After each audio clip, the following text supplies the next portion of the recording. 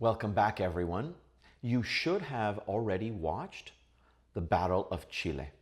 In my first lecture, I talked about New Latin American cinema, we discussed the documentary form, and we discussed the historical and political context within which the Battle of Chile is set.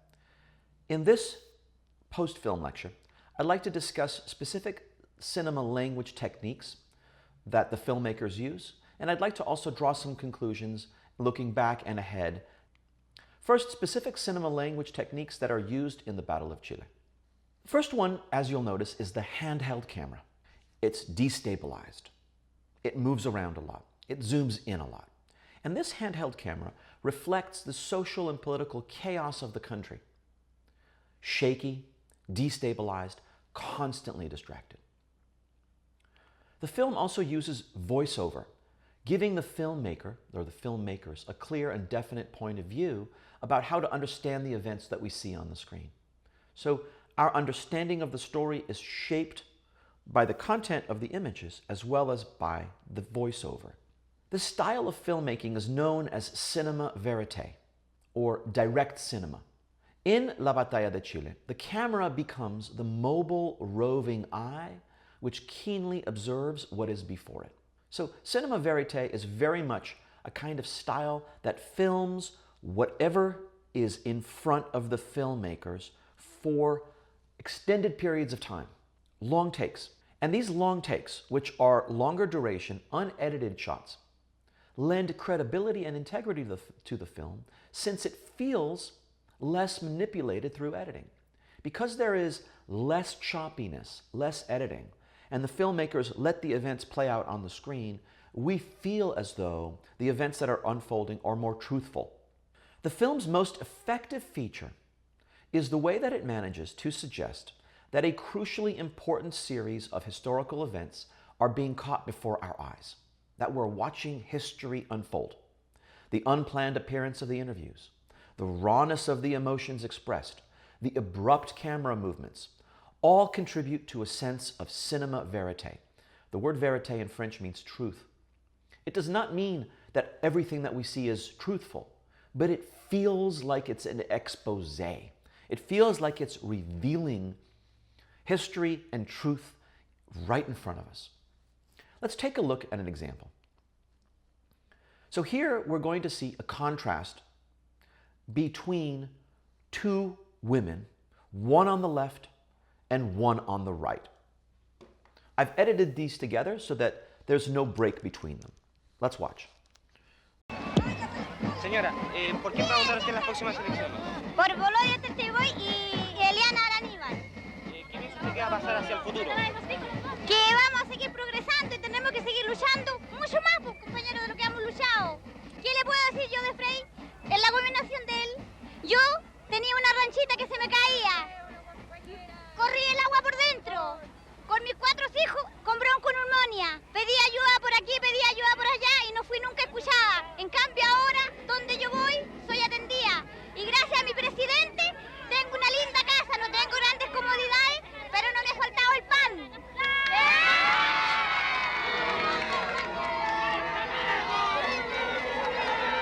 Sí. Señora, buenas tardes. Buenas tardes. Somos de Canal 3 y estamos haciendo una entrevista en el edificio. Sí. Queríamos saber cuáles son sus preferencias y quién cree usted que va a ganar. Perdone que la moleste. No, ninguna molestia. A mí me gusta Walter, yo voté por él. ¿Votó por Walter? Sí. ¿Y qué porcentaje cree usted que va a ganar la CODE? ¿Si quiere pasar? Ya, que hay poca luz, con permiso. Pase. Señor, buenas tardes.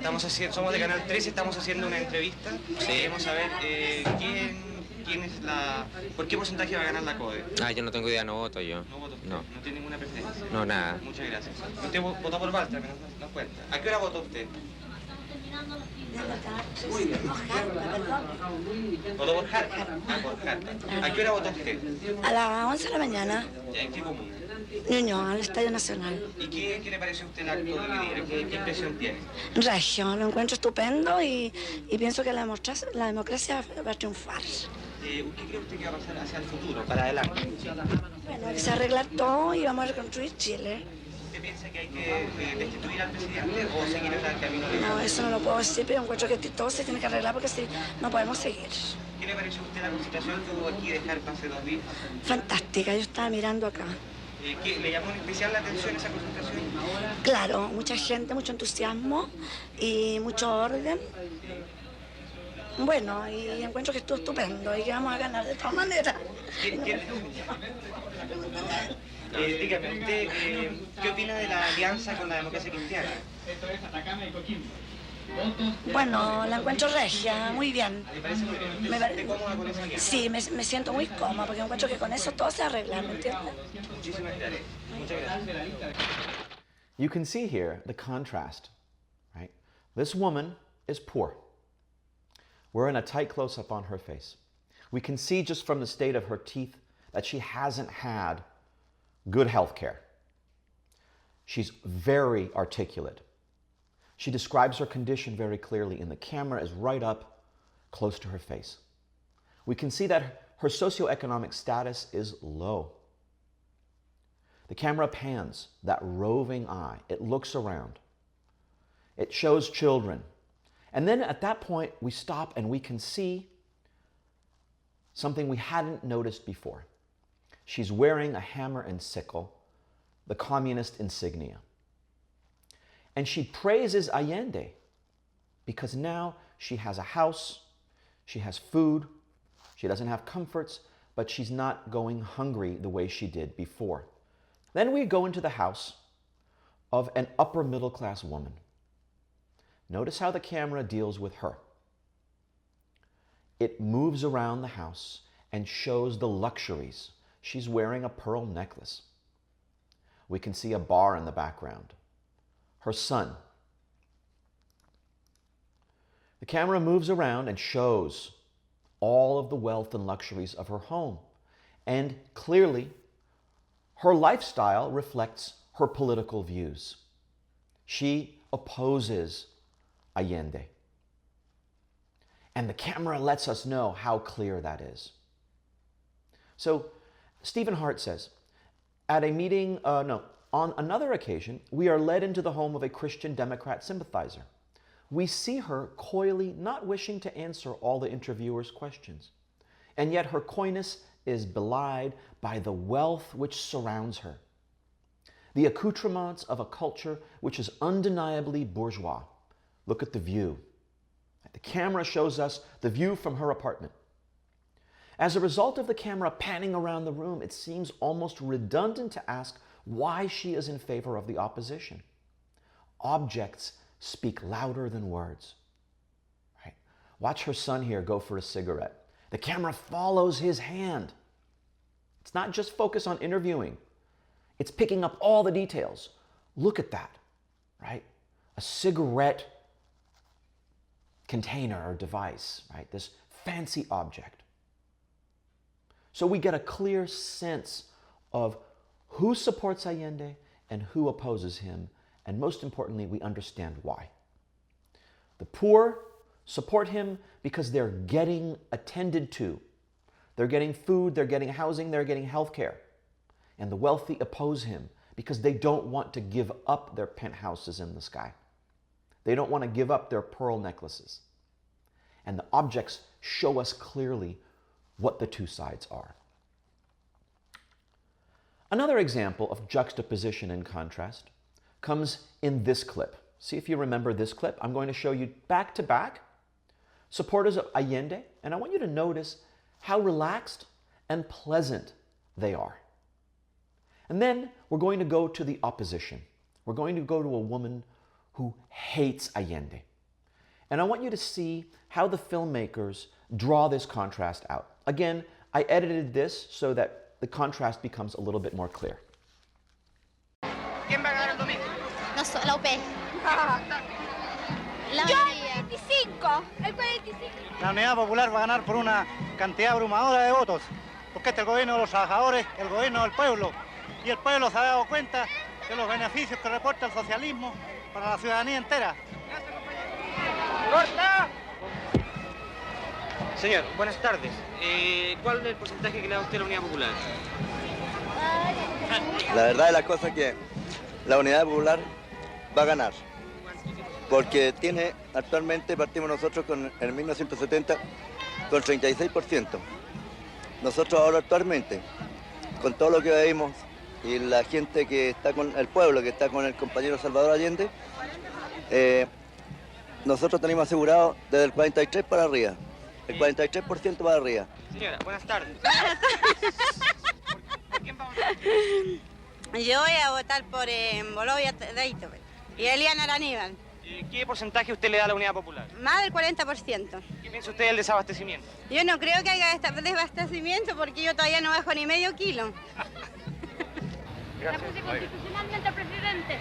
Luego. ¿Cómo? Que se acuse constitucionalmente al presidente y lo saquen el 21 de mayo mismo. Porque tiene destruido, molido. Y este es un gobierno corrompido y degenerado, señor. Degenerado y corrompido. Inmundo. Comunistas asquerosos tienen que salir todos de Chile. El 21 de mayo tendremos, gracias a Dios, el gobierno más limpio y lindo que hayamos tenido, ganando con la democracia y sacando a estos comunistas marxistas podridos. Malditos sean. ¿Cuáles son sus preferencias dentro de la oposición? Ay, candidato, Harpa y Gustavo Alessandri, ¿Qué señor. porcentaje le da usted de ganancia? Mire, mi ideal es el 100%, pero en realidad va a ser el 60 y tanto por ciento. So we can see here a real contrast. These people are smiling. They're pleasant. They're articulate. We're going to see a guy relaxing on the grass with his wife. He's having lunch. And then the woman who speaks is holding an ice cream. And the camera goes in and shows us that ice cream in her hand. So the camera is giving us lots of information as that roving eye. Stephen Hart says, the interviews are said to be for Channel 13, a ruse by Guzman to ensure participation on the part of the interviewees. The Alianza Popular supporters, these people, Allende's party, seem quietly confident they will win. The right-wing Social Democrat Party supporters appear angry and agitated. So you can see here how pleasant this woman is. And the camera comes down and shows us she's eating ice cream and she's laughing and she's joking and making fun of herself. She's laughing at her own expense. A woman who is clearly a right-wing sympathizer expresses hatred for the Allende government. Look at her. She's spitting venom. And her face curls up in hate as she expresses her disgust, calling the Marxists disgusting, corrupt, and dirty. It is clear from the interviewing process itself that Guzman is egging her on. Right? He's giving her this platform. And the camera comes in close and see how it goes in on her hand. Did you see how that camera catches her hands too? She's not holding an ice cream. What is she doing? She's grabbing a stick or a pole with a protest sign, and she's gripping it in anger. The camera picks that up. Guzman asks her leading questions, waiting until she finally explodes on camera. In this way, Hart says, a contrast is being set up between the Allende supporters, who are whiter than white, and the opposition, who in effect become venomous, repulsive, scheming fascists. Now, when Stephen Hart says that the supporters are whiter than white, he does not mean racially, because we can see, as we saw in the previous woman, she had indigenous characteristics. She had darker skin. So it's not so much that the Allende supporters are white ethnically, right? They're not. In fact, more indigenous people support Allende and more European Chileans support the opposition. What he means is that the whiter than white means he paints them as pure and innocent, and that the film allows or shapes our understanding of the right wing as angry and vitriolic. Let's take a look now at another clip, this from part 2 of the Battle of Chile. In this clip, we are going to see the power of the camera as that attentive, zoomed in, focused, roving eye. This is a military funeral at which one of the assistants, the aide-de-camps of the president, is assassinated. And all of the top brass of the Chilean military are present. The president is also present. But the camera, Patricio Guzman's camera, is also there. It takes us in there and it inspects these officers only weeks before what we know will happen. The coup. These are the very officers who will end up executing an attack on the presidential palace, effectively killing the president and taking over the country, persecuting political prisoners, torturing them, killing them, and keeping the country under its grip for over 25 years. Nobody knows exactly what will happen, but we do. And notice how that knowledge of us knowing what will happen informs the way we understand this scene. Let's watch.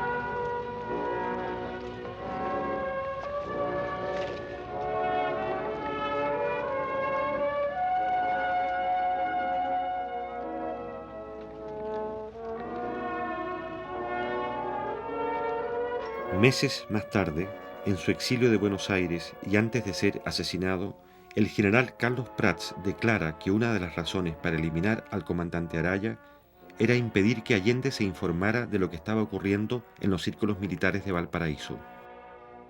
Es aquí donde un sector de la oficialidad empieza a planificar el golpe de Estado con la asesoría del gobierno norteamericano.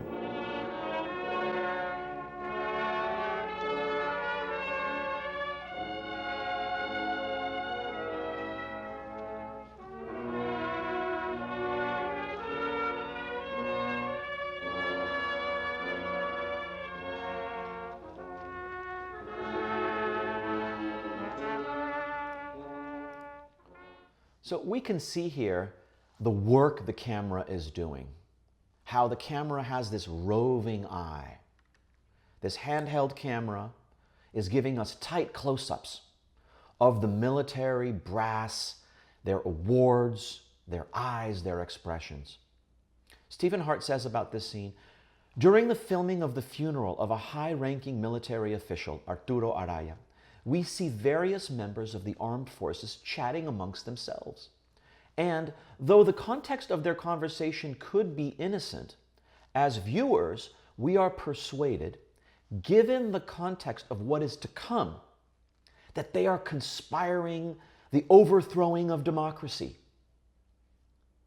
The fact that we cannot hear what they are saying is used cleverly in the documentary to allow us to imagine the worst. There's Allende, and those men standing right next to him are going to betray him and kill him and take over the country. So this power of suggestion, that given what we know about what is going to happen, we can only imagine what they are discussing. And when we look back at this footage, we can imagine that they're talking about the fact that this government hasn't a leg to stand on and must be removed. We can put that in, we can read into that these tight close-ups. When this was filmed, of course, these were just shots of the military. But in retrospect, it means something else. So the film is very effective in giving us a retrospective insight of an ending foretold.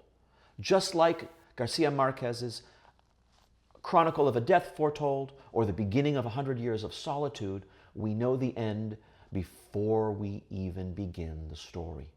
And that informs the way we understand the story. Finally, in terms of visual language, and I'd like to discuss the use of sound. Now, we saw in the opening sequence the sound of airplanes, of jets, of fighter jets. Let's listen to a little bit of it in the opening sequence of the film again.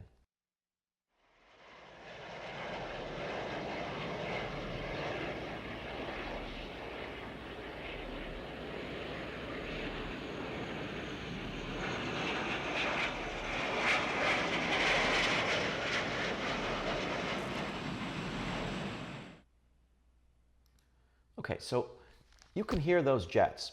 And then for the duration of this title sequence, those jets keep flying over. And then by the end of that sequence, they begin bombing. And in part 2, you can see the jets. You can see them flying overhead. Now, this technique reminded me of the use of the helicopter sounds in the opening sequence of Apocalypse Now. In our film, the opening title sequences uses the sound of fighter jets to set the tone of warfare and strife and to introduce the destruction of the presidential palace. This was very effectively replicated in Apocalypse Now by Francis Ford Coppola and the film's editor and sound designer, Walter Murch. See if you can notice how the Battle of Chile may have influenced the use of avionics, in this case helicopters, in the opening sequence to Francis Ford Coppola's film about the American presence in Vietnam.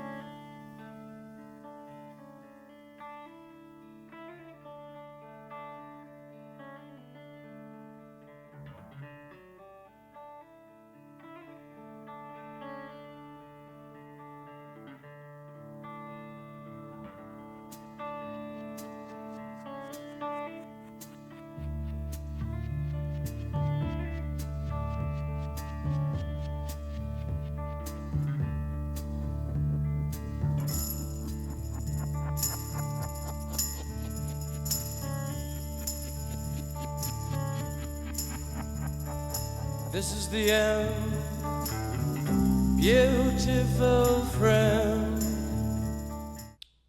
Let's jump to the end of that scene, and you can hear the rotor of the helicopters in the background. And as the song winds down, we encounter our main character, played by Martin Sheen, in a dingy hotel room, where he's already served his duty on several tours of Vietnam, and he's back now in Vietnam.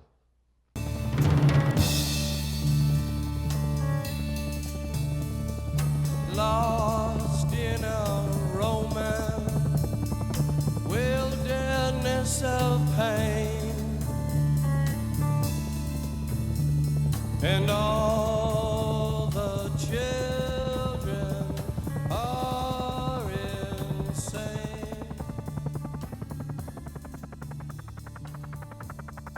All the children are insane.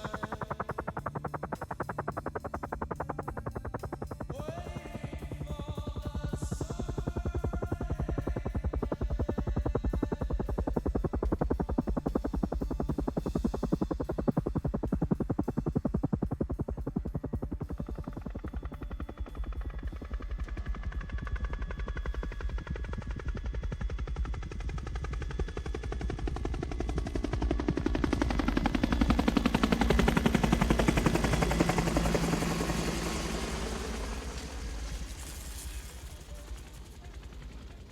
Saigon. Shit. I'm still only in Saigon. So this is an extraordinary opening of the film. It uses soundtrack, it uses the song The End by The Doors. But running through that entire sequence is the sound of helicopters, which really introduces us and sets the tone for what we're about to watch. So this came out in 1979. The Battle of Chile used the helicopters, used the sound of airplanes, of fighter jets in the background in 1975. For his work on Apocalypse Now, Walter Murch won the Oscar for Best Sound. So this opening sequence in the Battle of Chile does several things. It uses the sound of fighter jets to set the tone of warfare and strife. It also tells us the ending of the story first, as we've already seen. And it does one other thing, which I'm going to discuss with you in just a quick moment. But before I do, I'd like to conclude our conversation today. And to do so, I'd like to use the words of the director of La Batalla de Chile, Patricio Guzman. I'd like to use his own words on what the function of a documentary is in society.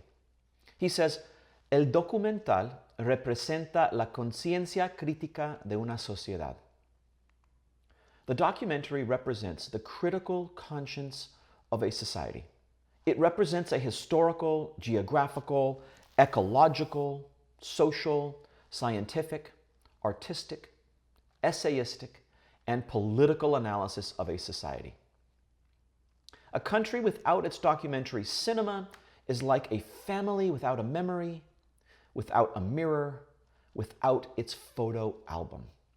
And many years after the collapse of the right-wing government of Augusto Pinochet, during which time the country was politically repressed and Patricio Guzman was living in exile, he came back to share the film, which had been banned, of course, in Chile, with the young people of Chile.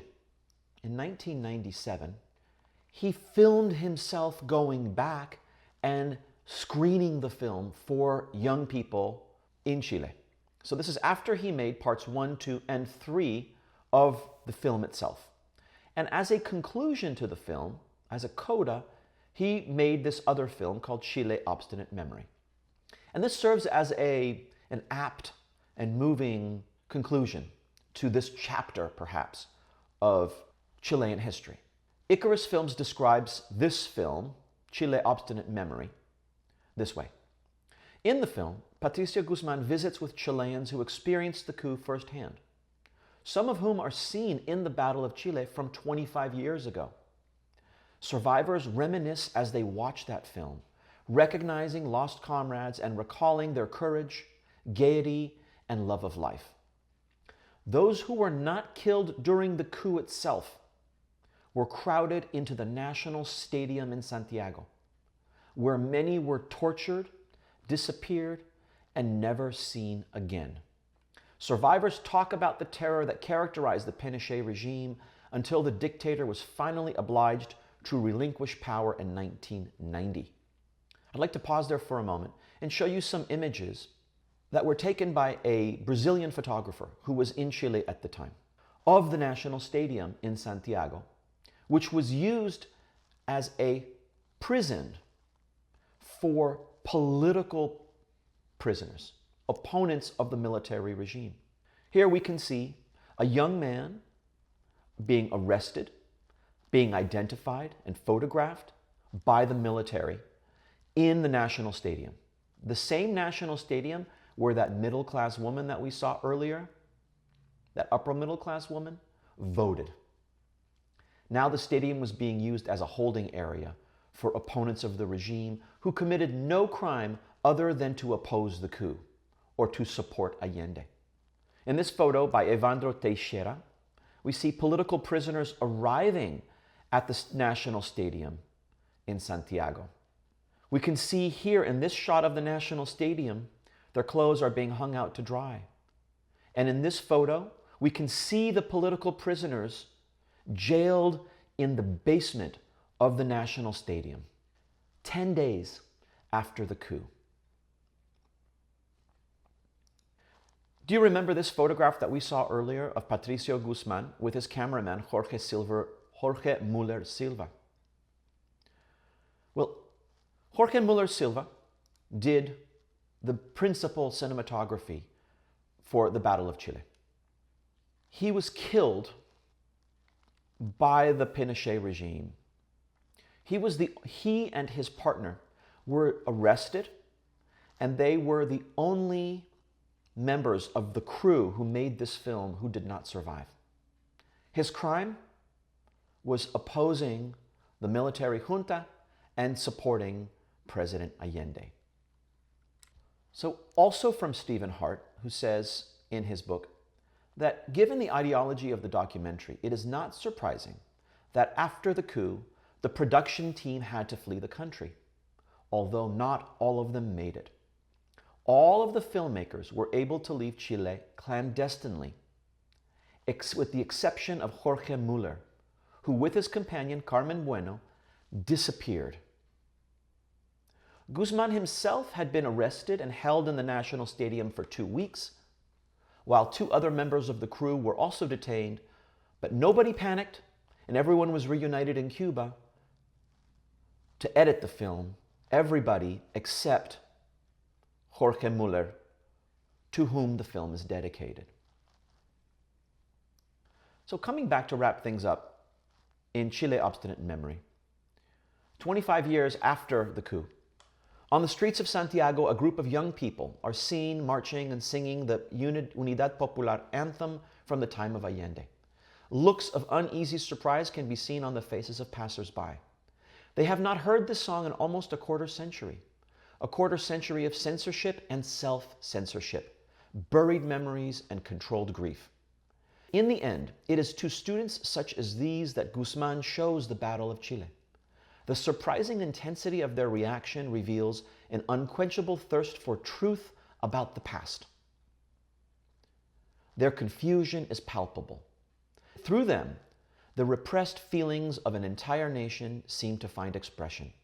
They are the Chile of tomorrow. So we can see the very important role that this film, that new Latin American cinema, the documentary plays in the life of a nation. It serves as a lifeline to the past, an exploration of a country's history, and a way to inform the young people of the country's past. This young man is the current president of Chile. He's 36 years old.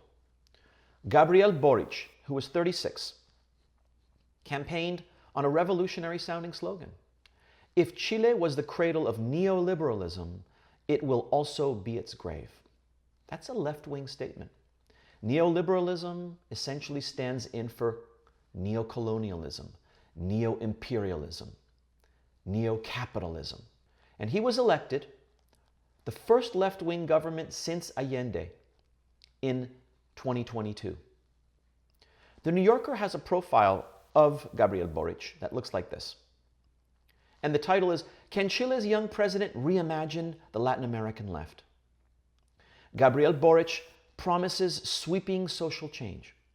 In a nation of dueling political extremes, he'll need to sell his vision not just to his opponents, but also to his allies. I've included this article in the module as an optional read if you'd like to read it or download it. In the article, we see some really amazing images of the left-wing rebels of today who stood opposed to the previous right-wing government. In Chile's estallido social, or social explosion, protests demanding change turned into violent conflicts with police. Gabriel Boric, the new president, is often mobbed by supporters, taking selfies and plying him with letters and gifts. And in our final image for this discussion, in his inaugural speech, Gabriel Boric, the new president of Chile, summoned the memory of the coup that brought Augusto Pinochet to power, in which the Air Force attacked the presidential palace. Never again, he said. Here he is, giving his inaugural speech. And on that note, I'll let you move on with the rest of the module, complete the readings, the discussion board, and the quiz. And I look forward to reading your comments about this week's movement, New Latin American Cinema, and the film La Batalla de Chile.